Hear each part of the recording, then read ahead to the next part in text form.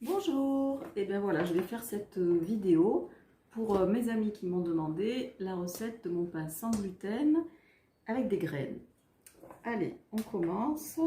Donc, alors d'abord, je mets les farines. Donc, comme c'est du pain sans gluten, il faut 3 farines différentes. D'abord, donc la farine de riz complet, je mets 100 grammes.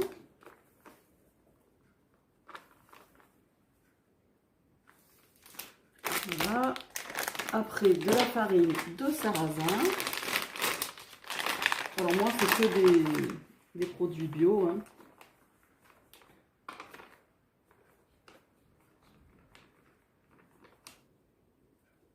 Donc là, je vais jusqu'à 200. Et enfin, de la farine de châtaigne. Comme ça, j'arrive à 300.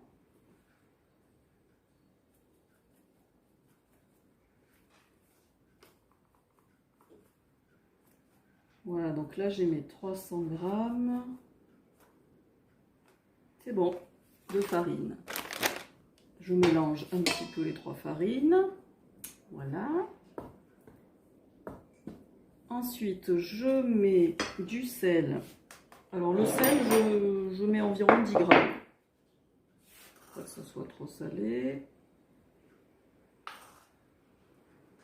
Voilà, 10 grammes de sel, parfait. Alors ce qui est bien, c'est que c'est un pain qui est rapide à faire, qui se cuit à la vapeur et qui est très bon pour la santé et excellent. Ensuite, je mets une cuillère à soupe, non, à café. J'ai failli faire une erreur. Une cuillère à café de bicarbonate qui remplace, voilà, pour lever le pain. Donc ça et ça, c'est fait. Alors après, soit je mets du psyllium, alors qui est très bon pour les intestins, qui permet d'aller à la selle, plus de la gomme, comme on dit, arabica ou de la gomme d'acacia. Soit il y a le mélange déjà tout fait qui s'appelle mix gomme, qu'on achète en magasin bio et qui est en fait voilà, fait de psyllium et de gomme arabica. Tout dépend. Là, j'avais pas trouvé en magasin bio le mix gomme, donc j'avais acheté à part le psyllium et la gomme arabique. Donc ben là, comme j'ai entamé ce mélange, je vais le finir. Enfin, je vais le finir, j'en ai encore pour plusieurs fois. Parce qu'il faut mettre juste une cuillère à soupe. Voilà, une cuillère à soupe. Et là, on a fini de mettre les ingrédients secs. Ah non, on n'a pas fini. J'allais oublier un ingrédient. C'est la poudre d'amande. Alors, il faut effectivement de la poudre d'amande. 30 grammes de poudre d'amande. Alors, je vais aller là-bas avec ma balance parce que j'ai mon mixeur pour broyer les amandes. Donc là, je mets le mixeur sur la balance. Je vais peser pour avoir 30 grammes.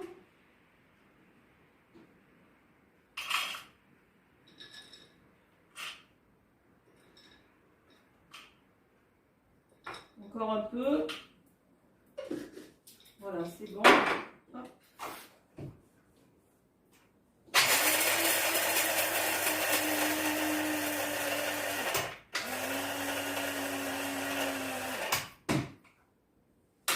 Alors, comme le mixeur est branché, je vais aller avec mon saladier. Et je mets la poudre d'amande. Il en reste toujours un petit peu au fond. C'est pas grave. Alors, il nous faut une cuillère.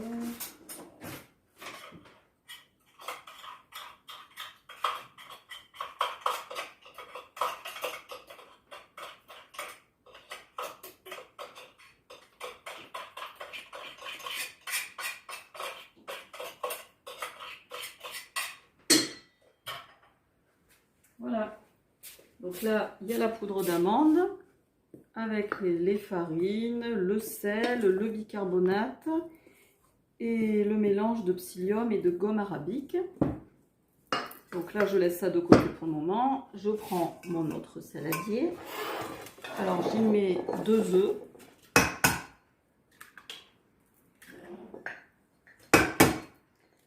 je casse les œufs.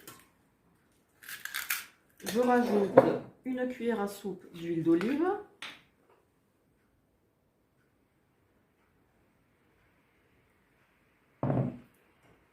Du vinaigre de cidre, pareil, une cuillère à soupe.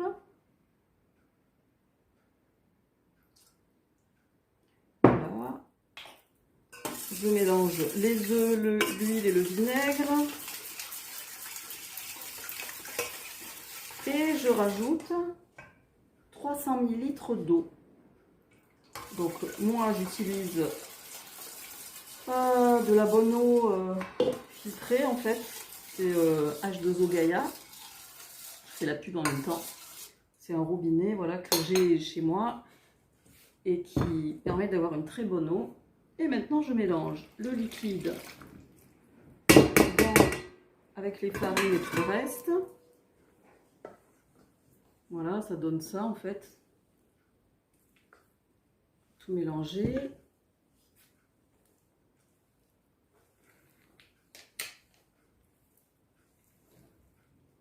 Alors nous, pour deux, mon mari et moi, on utilise, le pain nous fait à peu près 3 jours.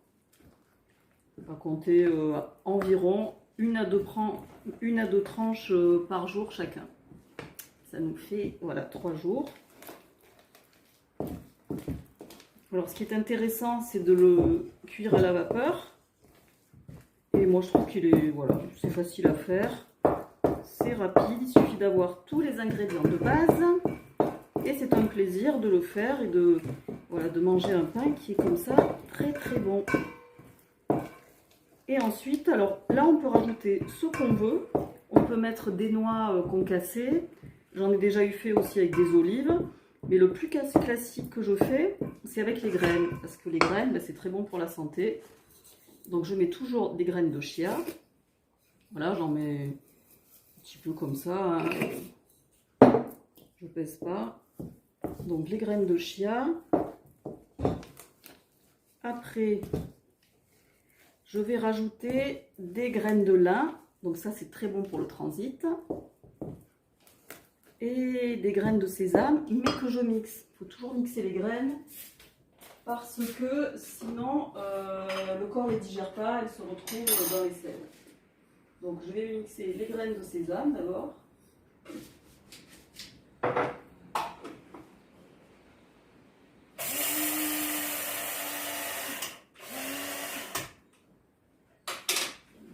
Voilà. Il est où mon... Ah ben, il est là. Il est là, il est là. Voilà. Donc la quantité, je fais au pif. Et les graines de lin brun, qui sont bonnes pour la santé aussi. Donc bien sûr, tout ça c'est bio. Et c'est fait avec amour.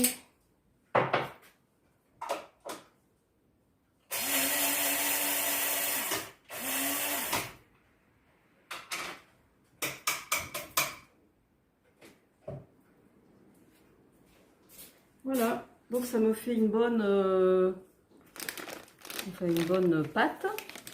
J'ai plus qu'à mélanger. Et puis c'est bien de savoir faire un peu les choses soi-même en ces temps, on va dire, un peu difficiles. Hein, avec tout ce qui se passe, autant savoir faire les choses soi-même. Voilà, donc ma pâte est prête. J'ai mon cuit-vapeur là. Alors le cuit-vapeur, c'est un pain qu'il faut laisser cuire 50 minutes. Donc j'ai mis à peu près la moitié d'eau. Mais je mets le minuteur 25 minutes. Après je regarde parce que en général il faut rajouter de l'eau. La première fois j'avais pas rajouté d'eau, donc ça, j'avais mis pas assez d'eau, ça avait accroché. Et après le pain a un goût de cramé. Donc c'est pas bon. Donc là... Ah oui, j'avais acheté, donc ça c'est un papier cuisson rond qui est découpé et qui s'adapte comme ça pour... c'est un papier cuisson réutilisable, donc c'est bien parce que c'est écolo. Voilà, ça se met bien dans le haut de mon cuit-vapeur. Et j'ai plus qu'à verser la pâte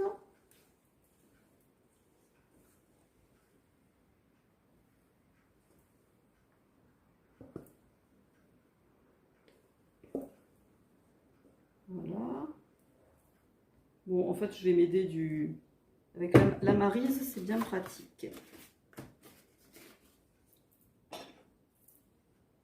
Bon, c'est sûr que ça prend un petit peu de temps quand même, hein. Mais moi, j'aime bien prendre du temps tous les jours pour cuisiner. Voilà, tous les matins, je cuisine. J'essaye de faire le maximum de choses moi-même. Une cuisine simple et avec beaucoup de légumes.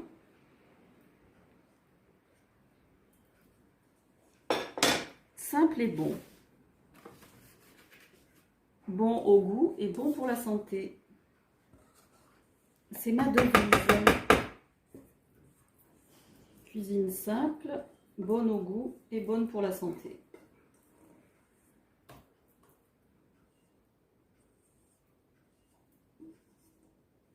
Et voilà. Il n'y a pas de gaspillage parce que j'ai réussi à tout récupérer.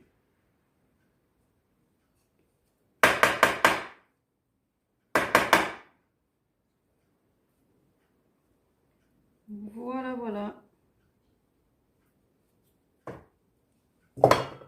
Et bien maintenant, il n'y a plus qu'à cuire. Donc là, ça donne ça.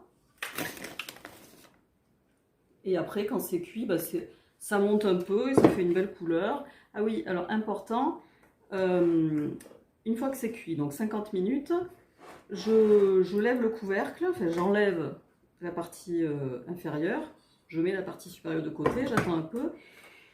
Et j'ai remarqué qu'en le mettant au four à 235 minutes à peu près, eh ben, ça donne un pain un peu plus croustillant. Et c'est assez mou à l'intérieur, la mie est assez molle, mais c'est plus croustillant à l'intérieur. Voilà, on peut le manger uniquement à la vapeur, mais il va rester quand même un petit peu humide. Donc c'est bien qu'il sèche, comme si on le fait un petit peu griller. Et comme ça, au four, après une trentaine de minutes au four à 200, c'est parfait. Donc c'est sûr qu'il ne faut pas le faire une demi-heure avant de manger, par exemple. Il faut s'y prendre un petit peu à l'avance. Voilà le pain, donc sorti du cuit-vapeur. Alors il est donc, il est bon à manger comme ça, mais il est un peu mou.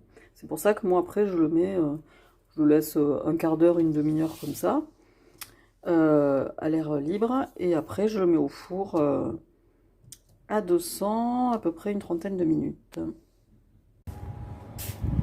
Et voilà donc le bon pain sans gluten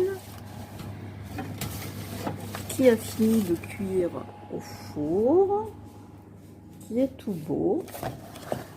Voilà, avec bon, c'est encore chaud, mais voilà la pâte croustillant et qui va être très bon.